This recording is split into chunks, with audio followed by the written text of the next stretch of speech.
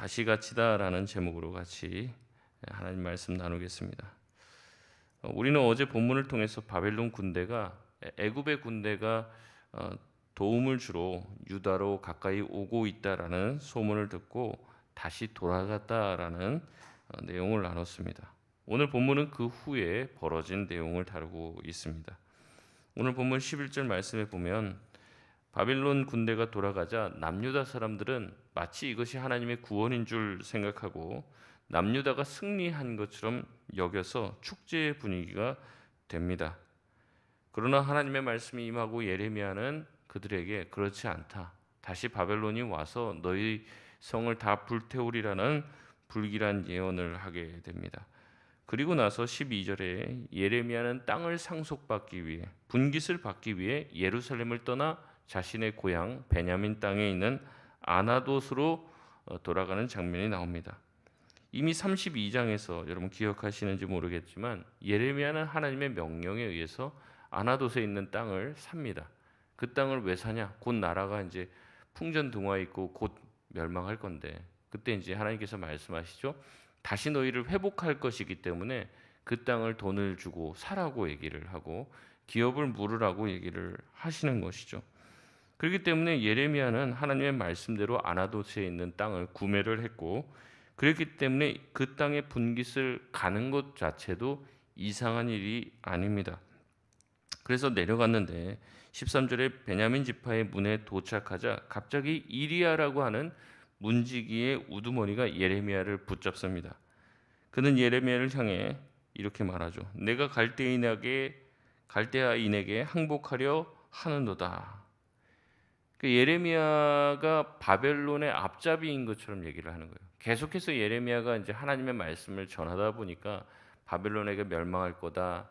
그때 저항하지 말고 그냥 끌려가라. 이제 그런 얘기를 계속 반복적으로 합니다. 그러다 보니까 사람들에게 소문이 난 것 같아요. 이 예레미야가 이제 친 바벨론파다. 그리고 바벨론의 사주를 받은 바벨론의 앞잡이다라는 소문이 났던 것 같습니다. 예레미야가 유다가 바벨론에 의해서 멸망될 거니까 순순히 항복하고 저항하면 오히려 죽는다는 이야기를 하고 포로로 끌려가는 게 오히려 하나님의 뜻이다라고 얘기하니까 이 바벨론의 스파이가 아닌가 의심을 받고 오해를 받았던 것이죠. 여러분 그러나 예레미야는 친 바벨론파가 아니었죠. 그는 하나님의 말씀을 전했을 뿐입니다. 그러나 이리야는 예레미야가 친 바벨론파라고 생각하며 민족의 변절자라고 생각을 합니다. 항복을 권유하는 사람이라고 생각을 해서 예레미야를 붙잡죠. 우리나라도 예전 역사에 있잖아요. 이렇게 외국에서 쳐들어왔을 때 왕이 이제 남한산성에 도피했을 때 이제 신하들이 갈리는 거예요. 항복하자 아니면 결사항전 해야 된다. 이렇게 나뉘는 거죠. 싸우면 싸워볼 만하다. 이길 수 있다.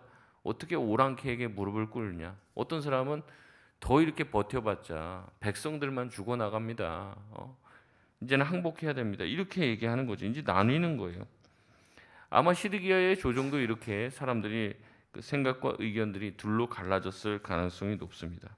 그리고 이런 이야기를 하는 걸 보면 이리야는 친애굽파일 가능성이 높습니다. 그러니까 이제 친바벨론파, 친애굽파. 그래서 바벨론이 쳐들어오니까 바벨론에게 항복하자고 하는 사람들이 있고 그리고 애굽 사람들이 와서 자기들을 도와줄 수 있을 것이라고 생각을 하고 애굽에게 기대려고 하는 이 나라가 완전히 날라지는 거죠. 근데 사실은 이스라엘 백성들을 구원할 수 있는 분은 누구예요? 하나님밖에 안 계시다는 거죠. 근데 하나님에게 나아가려고 하지는 않고 계속해서 바벨론 아니면 애굽에게서 도움을 구하려고 하고 있다는 겁니다. 이에 대해서 14절에 예레미야는 이렇게 말합니다. 우리 14절 말씀 같이 한번 읽겠습니다. 시작. 예레미야가 이르되 거짓이다. 나는 갈대아인에게 항복하려 하지 아니하더라. 이리야가 듣지 아니하고 예레미야를 잡아 고관들에게로 끌어가매. 아멘. 예레미야는 이리야의 말을 거짓이라고 얘기합니다.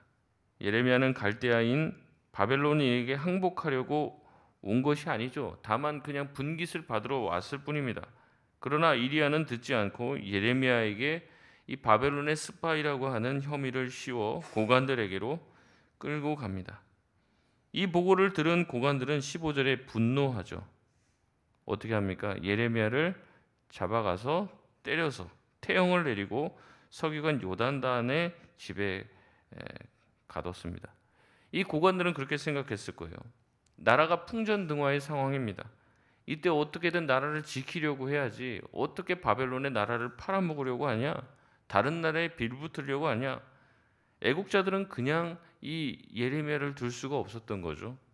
그래서 예레미야를 죽이려고 하는 생각을 가지고 있습니다. 그래서 그를 가두는데 이 감옥은 16절에 보니까 뚜껑 씌운 웅덩이였다라고 이야기하고 있어요.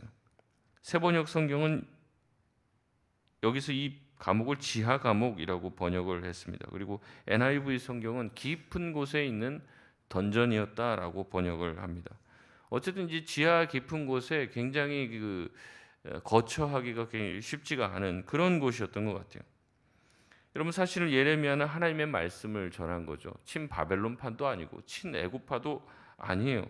근데 그것을 보는 사람들의 눈이 예레미야를 오해해서 바벨론파라고 생각을 하고 예레미야의 말씀을 듣지 않았던 거죠.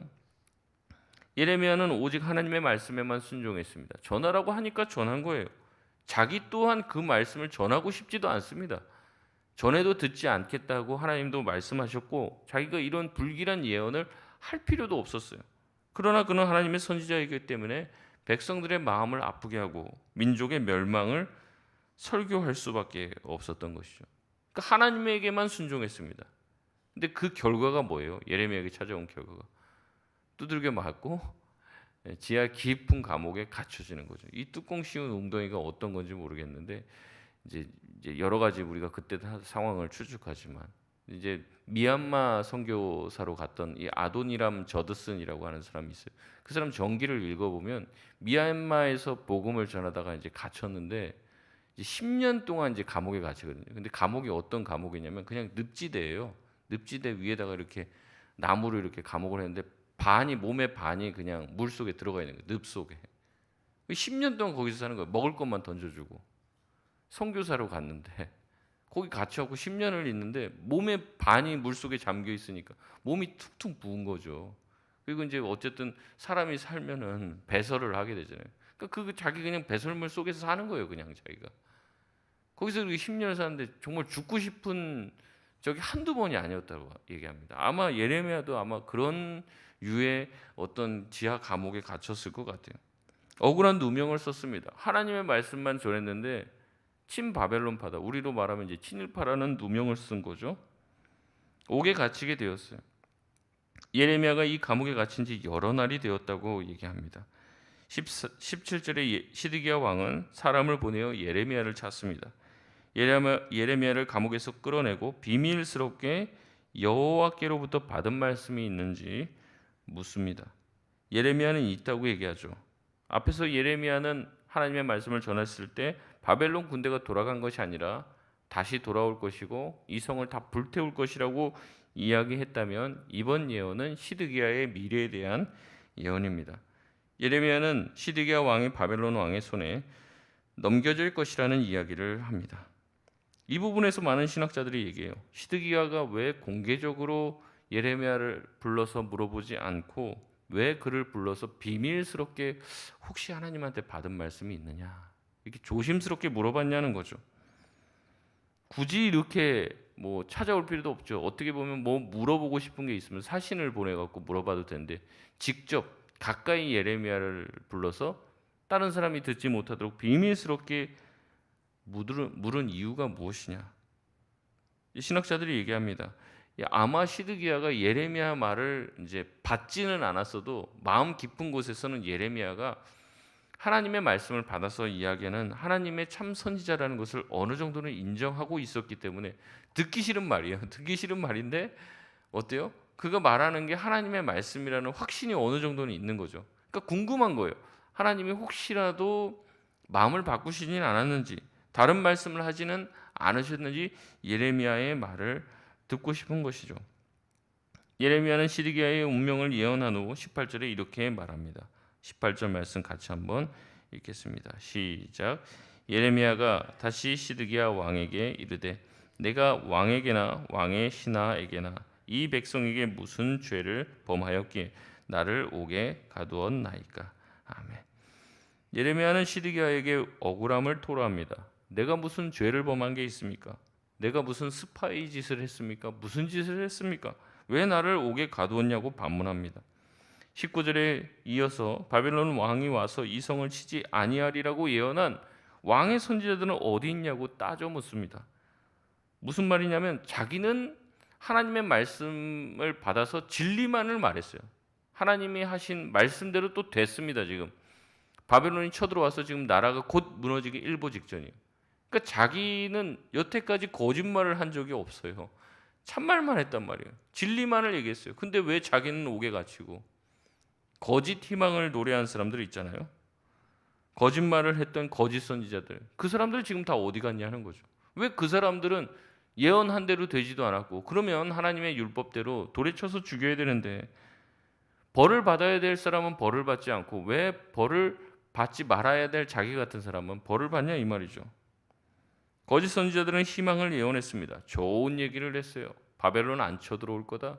우리는 싸워서 이길 것이고 하나님이 우리를 건져주실 것이다. 희망을 얘기했습니다. 백성들은 그 말을 듣기 좋아했습니다. 그러나 그 희망은 헛된 희망이요 거짓된 희망이었습니다. 그들은 하나님께 들은 것을 이야기하지 않았고 사람들의 귀를 즐겁게 하기 위해서 자기의 뜻대로 예언한 것이죠. 그리고 지금 와서는 어떻습니까? 아무 처벌도 받지도 않아요. 오히려 예레미야는 진리를 말했다는 이유 때문에 화풀이의 대상이 됩니다. 이 대목에서 예레미야가 자기 억울함을 막 토로하는데 예레미야의 답답함과 이제 울분이 느껴지는 거죠. 더 이상 참기 힘들고 참 이 선지자 일이 고단하구나 하는 인간적인 고뇌가 여기서 느껴지는 거예요. 예레미야가 뭐 그럴 수 있죠. 어떻게 보면 나는 하나님의 말씀 전하다가 나는 고난 받을 수도 있어. 뭐 이렇게 생각하는 게 우리가 어떻게 보면 이상적인 사역자의 모습 아닙니까? 근데 예레미야 지금 너무 억울한 거예요. 그리고 아마 이 뚜껑 있는 이 구덩이에서 굉장히 힘들었던 것 같아요. 아무래도. 그러니까 너무 거기서 그 견디기가 힘들었기 때문에 지금 막 이게 막 북받쳐 올라오는 거예요. 시드기야를 향해서. 예레미야는 절규합니다.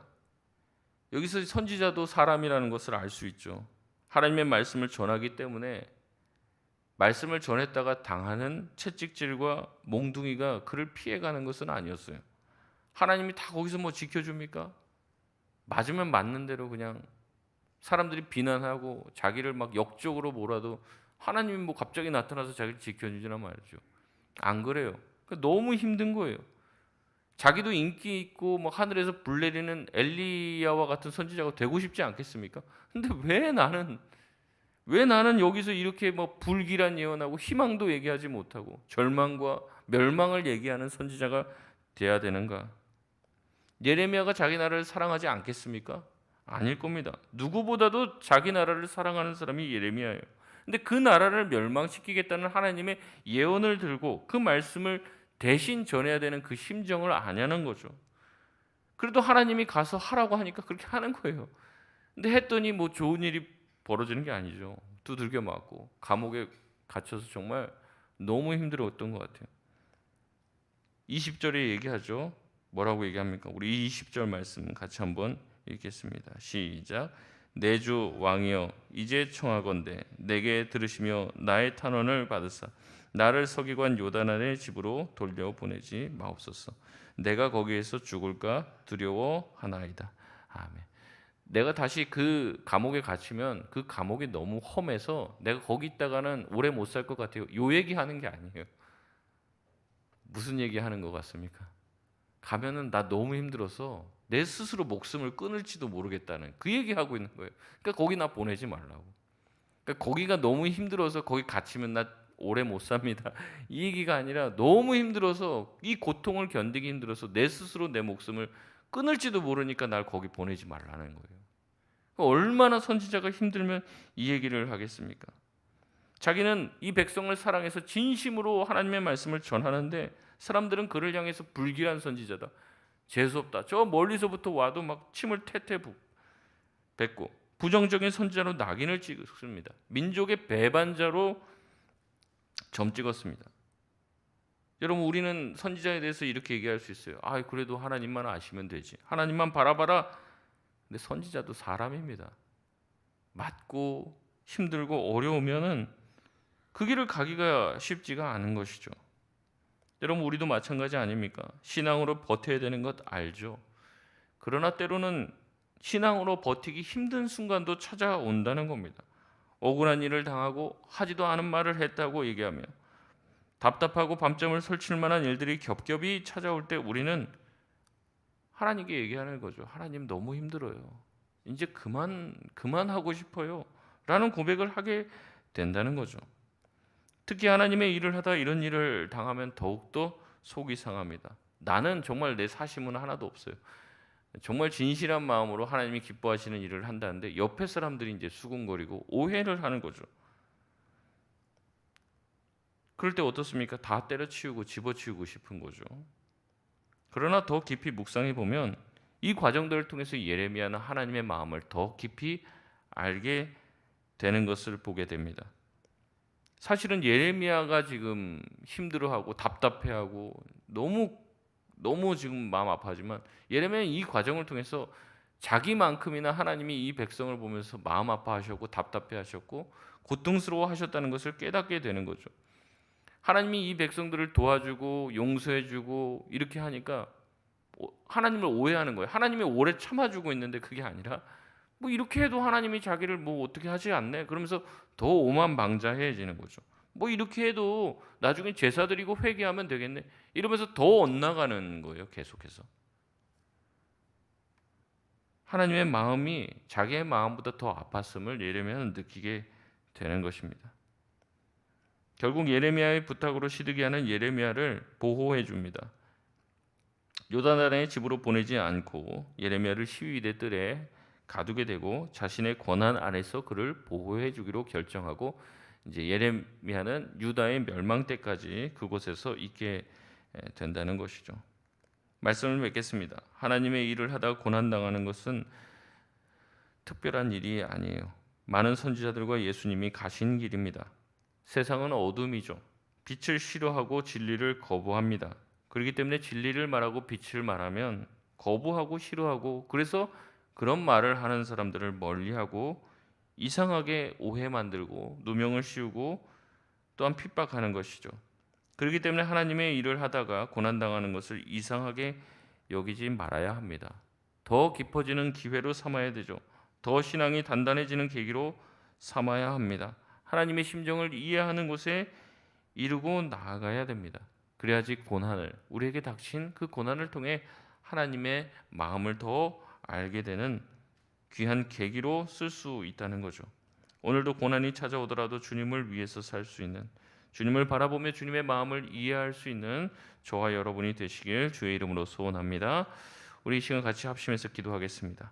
주님, 예레미야와 같은 고난을 당할 때가 얼마나 많습니까? 억울한 일 당할 때가 얼마나 많이 있습니까?